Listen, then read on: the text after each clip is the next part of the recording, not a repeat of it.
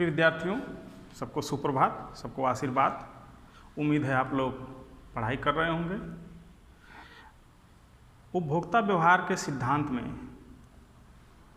हम आपको उपयोगिता, कुल उपयोगिता, सीमांत उपयोगिता, उपयोगिता ह्रास नियम और सम सीमांत उपयोगिता नियम आज पढ़ाएंगे। सबसे पहले उपयोगिता। तो आपके लिए कोई वस्तु उपयोगी है तो उसमें उपयोगिता है। उपयोगी क्यों है? क्योंकि वो कोई आपकी आवश्यकता संतुष्ट कर रही है।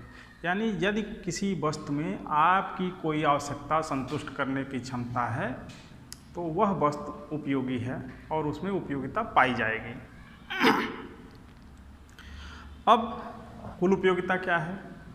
तो आप यहाँ इस बॉक्स में देख सकते हैं कुल उपयोगिता, जिसे टोटल यूटिलिटी, अंग्रेजी में इसे टोटल यूटिलिटी और उसी का शॉर्ट फॉर्म TU प्रयोग किया जाता है इसके लिए सांकेतिक रूप में।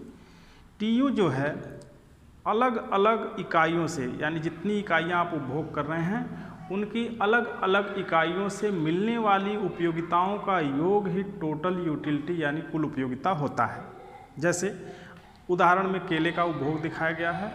यदि केले की 6 इकाइयाँ आप उपभोग करते हैं तो पहली इकाई, दूसरी इकाई, तीसरी इकाई की इस तरह कुल 6 इकाइयों के योग को केले की कुल उपयोगिता यानी 6 किलो की कुल उपयोगिता कहा जाएगा। इनसे अलग अलग जो उपयोगिता मिलती है उन्हें उनकी क्रमशः सीमांत उपयोगिता कहा जाता है। इस तरह कुल उपयोगिता सीमांत उपयोगिताओं का योग होती है। कुल उपयोगिता सीमांत उपयोगिताओं का योग होती है। सीमांत उपयोगिता सिद्धांततः और व्यवहारिक रूप में भी पहली इकाई के उपभोग के बाद से क्रमशः घटती जाती है। यानी सीमांत उपयोगिता में घटने की प्रवृत्ति पाई जाती है और एक समय बाद यह शून्य हो जाती है, फिर ये ऋणात्मक भी होती है। ऋणात्मक होना मतलब किसी चीज़ का यदि आप निरंतर उपभोग कर रहे हैं तो एक समय बाद वह फ़ायदा पहुँचाने के बजाय वह नुकसान पहुंचाने लगती है। तो ऐसी दशा में जब नुकसान पहुंचाती है तो उस नुकसान को ही ऋणात्मक सीमांत उपयोगिता कहते हैं। सूत्र रूप में आप देख सकते हैं कि total utility is equal to marginal utility of 1 यानी पहली इकाई की सीमांत उपयोगिता प्लस दूसरी इकाई की प्लस nवीं इकाई की। मान लिया कि आप n इकाइयों का उपभोग कर रहे हैं। n कोई भी संख्या हो सकती है, यहाँ 6 है, कहीं 5 हो सकती है, कहीं 10 हो सकती है, या जो भी हो, n आपकी अंतिम इकाइयाँ यानी कुल इकाइयाँ उपभोग की हैं। तो इस तरह सभी के नों इकाइयों के सीमांत उपयोगिताओं का योग कुल उपयोगिता है। इसे शॉर्ट फॉर्म में TU बराबर सिग्मा MUN यानी सभी का जोड़ कर दिया जाए तो कुल उपयोगिता प्राप्त हो जाती है। अब सीमांत उपयोगिता यदि किसी इकाई का निकालना हो, मान लीजिए nवीं इकाई का निकालना हो, n में 4 रखा जाए, n बराबर जब 4 हो तो चौथी इकाई की आपको सीमांत उपयोगिता निकालनी है। ऐसी दशा में आप मार्जिनल यूटिलिटी ऑफ n यानी चौथी इकाई बराबर marginal total utility of n यानी चारों इकाइयों की कुल उपयोगिता और माइनस तीसरी इकाई की कुल उपयोगिता तक घटा लेंगे तो nवीं इकाई की सीमांत उपयोगिता प्राप्त हो जाती है। सूत्र रूप में marginal utility of n is equal to total utility of n minus total utility of n minus 1 यानी n जब करेंगे 4 लिए हैं तो 4 माइनस 1 बराबर 3 हो जाएगा, तो ये तीसरी इकाई हो जाएगी, ये चौथी इकाई हो जाएगी।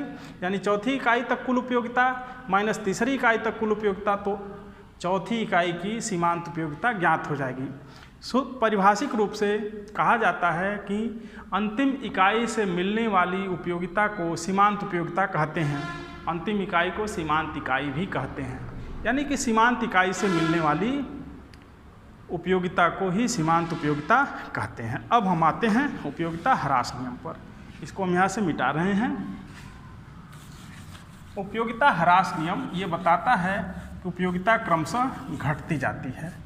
यहाँ एक सारणी बनी है जिसमें 3 कॉलम हैं, 1 2 3। पहले में केले की उपभोग इकाइयाँ हैं जो 1 2 3 4 5 6। दूसरे कॉलम में इनसे मिलने वाली कुल उपयोगिता है। तो पहले केले से कुल उपयोगिता 10 के बराबर मिलती है। दूसरे केले के उपभोग से कुल उपयोगिता 16 के बराबर हो जाती है। तीसरा केला उपभोग करने से कुल उपयोगिता 20 हो जाती है। चौथा 22, पाँचवें पर भी 22 रह जाती, छठे पर 20 हो जाती है कुल उपयोगिता। तो अब यहाँ आप देखेंगे कि पहला तो 10 के बराबर उपयोगिता दे रहा है, लेकिन दूसरे में मात्र 6 की वृद्धि हो रही है। जो वृद्धि हो रही है वही सीमांत उपयोगिता है दूसरे इकाई की।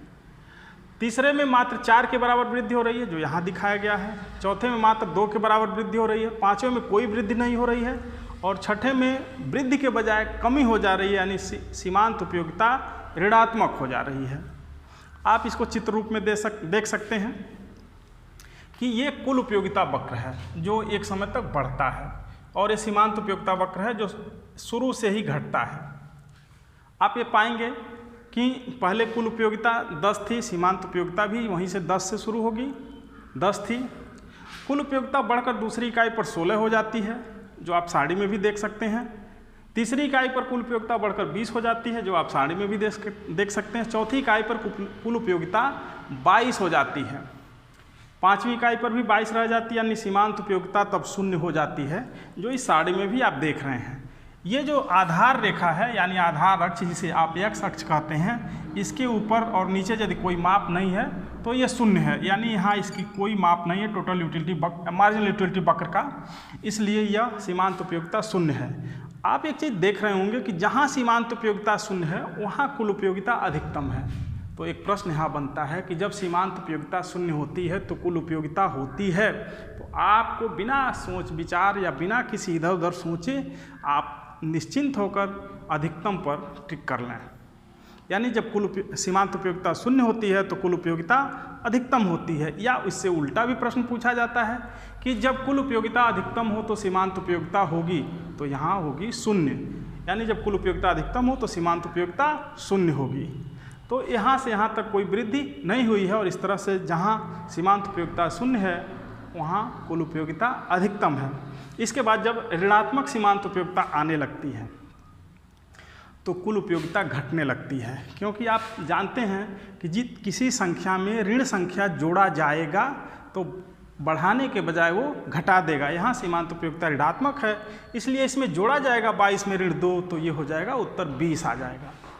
ठीक, अब ऐसा होता क्यों है? तो इस तरह से पारिभाषिक रूप में कहा जाता है कि किसी वस्तु की एक समान इकाइयों का उत्तरोत्तर उपभोग करने से उनसे मिलने वाली उपयोगिताएं क्रमशः घटते हुए क्रम में प्राप्त होती हैं, यही उपयोगिता ह्रास नियम है। अब यह नियम लागू क्यों होता है, इसको हम आपको बताना चाहेंगे। पहला, जो वो मान्यताएं हैं उन मान्यताओं को एक एक करके आपको समझाते हैं। वस्तु की सभी इकाइयाँ एक समान होती हैं, अर्थात गुण एवं आकार में सभी इकाइयाँ एक जैसी होती हैं।